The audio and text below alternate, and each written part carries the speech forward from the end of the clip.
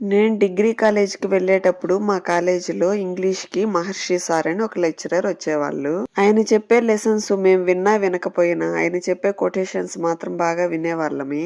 మా మహర్షి సార్ ఎక్కువగా 333 గురించి చెప్పేవాడు. 333 అంటే ఒక అమ్మాయి ఒక అబ్బాయితో మాట్లాడేటప్పుడు ఆ అమ్మాయి అబ్బాయితో 3 అడుగుల దూరంలో ఉండి మాట్లాడాలని, ముగ్గురు వ్యక్తులు ఉన్నప్పుడే మాట్లాడాలని, 3 నిమిషాల కంటే ఎక్కువ మాట్లాడకూడదని.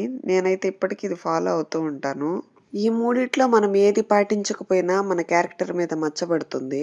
మనం ఏది పోగొట్టుకున్నా పర్లేదు గానీ, మన క్యారెక్టర్ మాత్రం పోగొట్టుకోకూడదు.